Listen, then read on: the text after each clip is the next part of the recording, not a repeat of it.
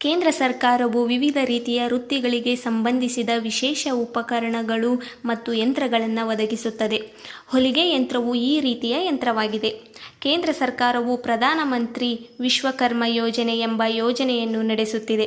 ಈ ಯೋಜನೆಯಡಿ ಹೊಲಿಗೆ ಯಂತ್ರವನ್ನು ಖರೀದಿಸಲು ಒಬ್ಬರು 15,000 ರುಗಳನ್ನು ಪಡೆಯಬಹುದು.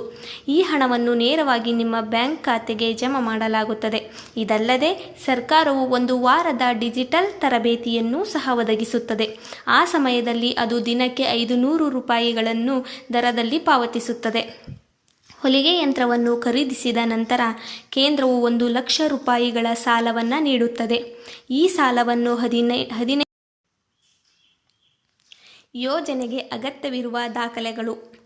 ಈ ಯೋಜನೆಗೆ ಅರ್ಜಿ ಸಲ್ಲಿಸುವವರು ಆಧಾರ್ ಕಾರ್ಡ್, ವಿಳಾಸ ಪುರಾವೆ, ಗುರುತಿನ ಚೀಟಿ, ಜಾತಿ ಪ್ರಮಾಣ ಪತ್ರ, ಪಾಸ್ಪೋರ್ಟ್ ಸೈಜ್ ಗಾತ್ರದ ಫೋಟೋ, ಮೊಬೈಲ್ ಸಂಖ್ಯೆ, ಬ್ಯಾಂಕ್ ಪಾಸ್ಬುಕ್ ಹೊಂದಿರಬೇಕು. ಯೋಜನೆಗೆ ಅರ್ಜಿ ಸಲ್ಲಿಸುವುದು ಹೇಗೆ? ಮೊದಲನೆಯದಾಗಿ pmvishwakarma.government.in ಅಧಿಕೃತ ವೆಬ್ಸೈಟ್ಗೆ ಹೋಗಿ ಇಲ್ಲಿ ನಿಮ್ಮನ್ನು ನೋಂದಾಯಿಸಿಕೊಳ್ಳಿ.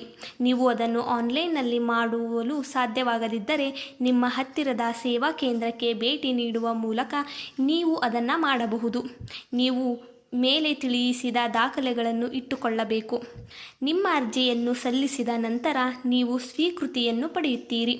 ಆ ರಸೀದಿಯನ್ನು ನಿಮ್ಮೊಂದಿಗೆ ಇರಿಸಿಕೊಳ್ಳಿ. ಇದರ ನಂತರ ಕೇಂದ್ರವು ಕೆಲವೇ ದಿನಗಳಲ್ಲಿ ನಿಮ್ಮ ಬ್ಯಾಂಕ್ ಖಾತೆಗೆ ಹಣವನ್ನು ಜಮಾ ಮಾಡುತ್ತದೆ.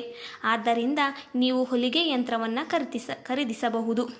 ಇನ್ನೂ ಹೆಚ್ಚಿನ ಅಪ್ಡೇಟ್ಗಾಗಿ ನಮ್ಮ ಮಸ್ತ್ ಸುದ್ದಿ ಚಾನಲನ್ನು ಸಬ್ಸ್ಕ್ರೈಬ್ ಮಾಡಿ, ಶೇರ್ ಮಾಡಿ, ಕಮೆಂಟ್ ಮಾಡಿ.